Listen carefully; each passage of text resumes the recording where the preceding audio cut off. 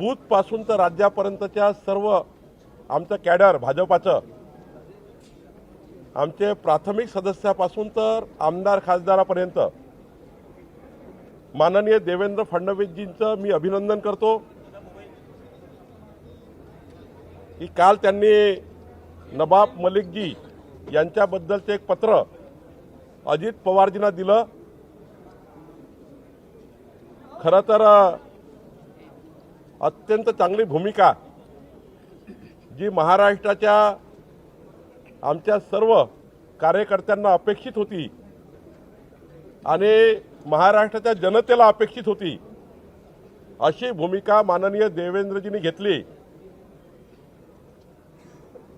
आणि त्यातनं त्यांनी हेही स्पष्ट केलं आहे की नवाब मलिक यांच्याबद्दल आम्हाला कुठलाही व्यक्तिगत आक्षेप नाही, पण ज्या पद्धतीचे देशद्रोहाला समर्थन करणे, देशद्रोहीसोबत संबंध असणे असे जे आरोप आहेत, त्या आरोपांना नवाब मलिकांना समोर जावं लागतं आहे। त्यांना काही काळ जेलमध्ये राहावं लागलं, पण आता जी जमानत झाली आहे ती काही कारणांनी झाली आहे, काही मुद्द्यावर झालेली आहे, हे सर्व स्पष्ट केलेलं आहे। मला वाटतं महायुती जी आहे ही काही मुद्द्यावर कुठल्याही पद्धतीचं समर्थन होऊ शकत नाही आणि त्यामुळं भारतीय जनता पार्टी महाराष्ट्र देवेंद्रजींच्या ज्या पत्र त्यांनी दिलं त्याचं समर्थन करत आहे आणि मी अभिनंदन करतो त्यांनी ते पत्र सार्वजनिक स्वरूपाने आपली भूमिका ही महाराष्ट्राच्या 14 कोटी जनतेसमोर मांडली आणि ज्या धैर्यानं मांडली आहे त्यांच्या कर्तृत्वाचा आणि नेतृत्वाला मी सलाम करतोय। नाना पटोले असे म्हणतात की भाजप नौटंकी करते, प्रफुल्ल पटेल यांच्यावरती सुद्धा आरोप आहेत किंवा इतर जे सगळे मंत्री झाले आहेत त्यातल्या अनेक जणांवरती आरोप आहेत, मग ते कसे चालतात? नवाब मलिक का नाही चालत असं? या महाराष्ट्रात असा कुठलाच नेता शिल्लक नाही जो आरोप नाहीये। काय ना काय आरोप लोक लावत राहतात, सरकारमध्ये गेल्यावर आरोप असतात, पण आरोप सिद्ध करणे आरोप लावण्याचाच फरक आहे। चार्जशीट दाखल होणे किंवा गुन्हे दाखल होण्याचा फरक असतो। नवाब मलिक यांच्याबद्दलचा प्रकरण बिलकुल वेगळा आहे। आपण बाकी प्रकरणाशी नवाब मलिकच्या प्रकरणाशी जोडू शकत नाही आणि म्हणून मला वाटतं की आम्ही भ्रष्टाचाराला समर्थन करत नाही आहे।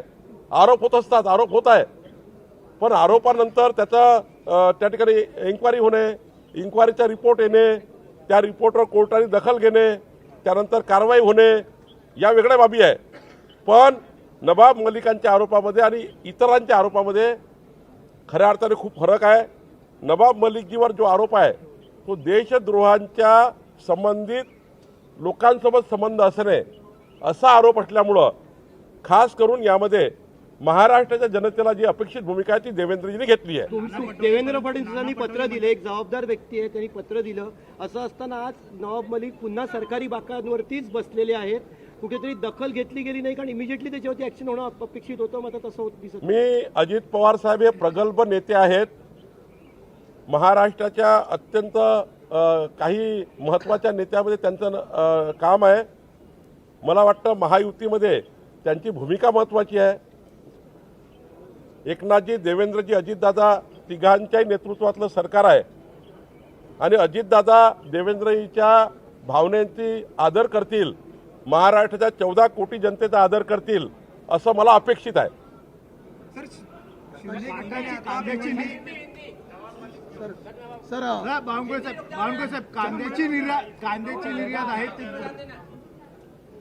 मैं माननीय देवेंद्र फडणवीस जी का बहुत बहुत अभिनंदन करता हूं।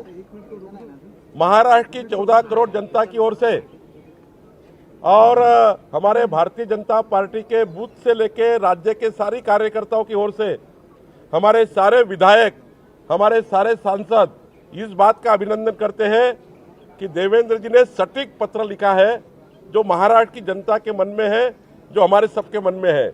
और उन्होंने कहा है कि नवाब मलिक से हमारा कोई व्यक्तिगत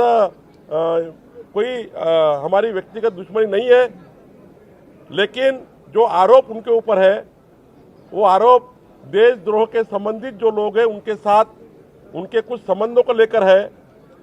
पुलिस कार्रवाई हो चुकी है, कुछ दिन जेल में रहना पड़ा, जमानत हुई है, कुछ कारण से हेल्थ के कारण से जमानत हो चुकी है। और देवेंद्र जी ने यह भी कहा है कि जिस दिन उनके आरोप कोर्ट में खत्म हो जाएंगे उस दिन महायुति में कोई प्रॉब्लम नहीं है, उनको रखने में कोई प्रॉब्लम नहीं है। एक सटीक पत्र दिया है। मैं ऐसे नेता का अभिनंदन करता हूं। हमारे भारतीय जनता पार्टी के नेता है जो उनके विजन का, उनके उन्होंने जो बात रखी है कल, उसका मैं तहे दिल से अभिनंदन करता हूं और समझता हूं कि माननीय हमारे अजीत पवार जी जो अपने आप में एक अच्छे नेता है, जो समझदार नेता है, वो बात को समझेंगे और देवेंद्र जी की भावनाएं जो पत्र में लिखी है, जो महायुति को अपेक्षित भावनाएं हैं, उसका वो आदर करेंगे, ऐसा मुझे लगता है। कांद्याची निर्यात आहे ती बंद केलेली आहे, त्यामुळे कांद्याचा प्रश्न पुन्हा एकदा पेटताना पाहायला मिळणार आहे। कांद्याचा प्रश्न जेव्हा जेव्हा निर्माण झाला तेव्हा तेव्हा आमच्या केंद्रीय राज्यमंत्री भारती पवारजी, आमचे सर्व केंद्रातले मंत्री माननीय पियुष गोयलजी यांनी पुढाकार घेऊन नेहमीच शेतकऱ्यांना दिलासा देण्याचा प्रयत्न केला आहे। आताही जो प्रश्न निर्माण झाला आहे त्यामध्ये आमचं केंद्रीय नेतृत्व आणि आमचं महाराष्ट्राचे नेतृत्व हे लक्ष टाकेल आणि प्रश्न सोडवेल। सर, शिंदे गट आता भिवंडी मतदारसंघावरती दावा करतोय। बुधवारी बैठका झाल्या, त्या बैठकीमध्ये कुठेतरी तर शिंदे गट ठाणे जिल्ह्यातील ज्या जागा आहेत त्यावरती दावा करण्याच्या तयारीमध्ये आहे। मी आपल्याला सर्वांना जाणीवपूर्वक सांगेल, आजपर्यंत कुठलीही बैठक लोकसभेच्या निवडणुकीच्या जागा वाटपा संदर्भाने झाली नाही। कोणती जागा कुणाला हे ठरलं नाही, परंतु ज्या जागा ज्यांच्याकडे आहे त्यांच्याकडे ते दावा करणं काही अयोग्य नाही आहे। पण पुढच्या काळामध्ये आमचं केंद्रीय नेतृत्व आणि आमचे तीनही नेते देवेंद्रजी, एकनाथजी आणि अजित पवारजी हे एकत्र बसून ज्या जागा वाटप करतील त्या जागा 51% मतं घेऊन कशा निवडून येतील ही भारतीय जनता पार्टीची जबाबदारी आहे। आणि म्हणून भाजपाने 288 विधानसभेत 48 लोकसभेमध्ये निवडणुकीचं काम चालू केलं आहे। ज्या जागा अजित पवारांना जातील त्या ठिकाणी भाजप 51%ची मदत करेल, ज्या ठिकाणी शिंदेजी राहतील त्या ठिकाणी भाजपा 51%ची मदत करेल आणि ज्या ठिकाणी आम्ही असू त्या ठिकाणी आमचे 11 महायुतीचे पक्ष हे आम्हाला मदत करेल। शेवटी जिंकण्याकरता आम्ही काम करणार आहे आणि मला विश्वास आहे की महाराष्ट्रामध्ये जे काही मी फिरतो आहे, मी 37 लोकसभेमध्ये जाऊन आलो, पुढच्या महिन्यात मी 11 लोकसभेत जाणार आहे। 47,000 लोकांना मी भेटलो आहे, 16 लोक सोडले, सर्वांनी मोदीजी प्रधानमंत्री होतील असं कॅमेरामध्ये म्हटलं आहे आणि त्यामुळं महाराष्ट्रात 45+ जागा महायुतीच्या निवडून येतील।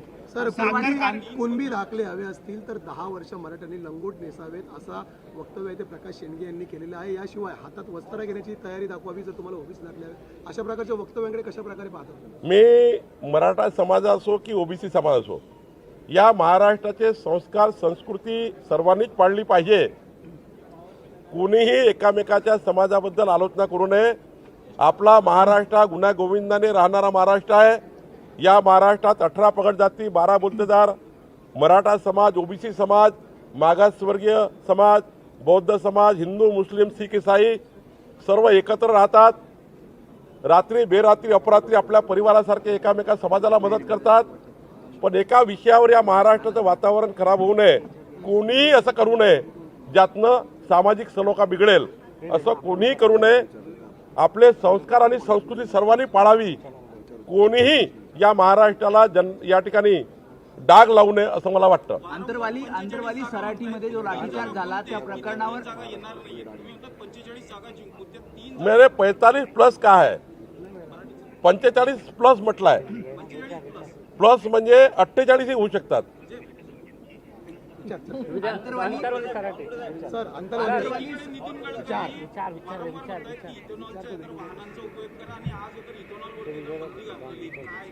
नाही, काही विषय केंद्र सरकारचे असतात, जो काही काळ असतो त्या काळामध्ये काही निर्णय घ्यावे लागतात। त्यामुळे मला वाटतं काहीतरी धोरणात्मक निर्णय झाला असेल, लवकर त्या निर्णय निकाल निघेल।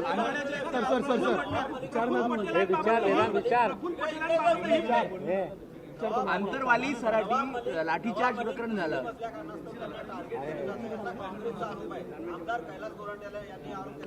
काँग्रेस पार्टी नेहमी मताच्या लांगून चालण्याकरता जनतेला कन्फ्यूज करून मतं घेणारी पार्टी आहे. काँग्रेस पार्टीचा इतिहास हा जनतेला कन्फ्यूज करून मतं घेणारा आहे. मुस्लिम समाजाला सांगतील बीजेपी वाले आपके खिलाफ है, ये आपको हिंदुस्तान से भगा देंगे. मागासवर्गीला सांगतील बाबासाहेब का संविधान बदल डालेंगे.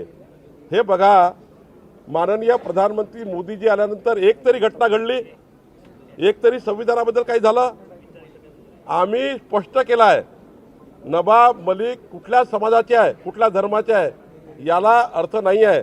आम्ही हिंदू, मुस्लिम, सिख, ईसाई सभी भाई भाई या भूमिकेतले आहोत आणि हे मतं घेण्याचं राजकारण आहे. नवाब मलिकांना मुस्लिम लावणे, नवाब मलिक मुस्लिम म्हणून त्या ठिकाणी कोणी आक्षेप त्यांच्यावर घेतला नाही आहे. त्यांच्यावर दाखल झालेले गुन्हे, त्यांच्यावर झालेला आरोप, आणि हे म्हटलं आहे ना, देवेंद्रजींनी म्हटलं की ज्या दिवशी कोर्ट त्यांचे आरोप फेटाळेल त्या दिवशी ते महायुतीचे घटक असतील, मग तेव्हा ते मुस्लिमच असणार आहे, तेव्हा ते मुस्लिमच असणार आहे. आणि त्यामुळे कोर्टाच्या भूमिकेवर आपण लक्ष दिलं पाहिजे. देवेंद्रजीच्या पत्रामध्ये क्लिअर आहे की नवाब मलिकजी आमचे काही दुश्मन नाही आहे, आमचे व्यक्तिगत संबंधही आहे. बट त्यांनी सांगितलं की आरोप जर कोर्टाने बाजूला मागं घेतले तर ते आमच्या महायुतीचा भाग असणार आहे, मग तेव्हा ते कुठले मुस्लिम नसणार आहे का? आणि त्यामुळे काँग्रेस पार्टी ही जनतेला कन्फ्यूज करणारी पार्टी आहे, त्याच्यावर लक्ष देऊ नका. आंतरवाली सराटीमध्ये जो लाठीचार्ज झाला त्या प्रकरणावर उत्तर देवेंद्र फडणवीसांनी आज पटलावर आणलं. त्यांचं असं म्हणणं आहे की पोलीस जास्त जखमी झाले आंदोलकांपेक्षा. सोबतच जे गुन्हे मागे घ्या असं जरांगे पाटील म्हणतात, त्यावर ते म्हणतात की तपास करून हे गुन्हे मागे घेतले जातील. यावर तुमचं म्हणणं काय? राज्याच्या गृहमंत्र्यांनी, गृह खात्यांनी ज्या पद्धतीने काही तपास केला असेल, जर राज्याच्या गृहमंत्र्यांनी सार्वभौम सभागृहात एखादी माहिती दिली असेल, त्याच्या वेगळी माहिती मी कशी देऊ शकतो?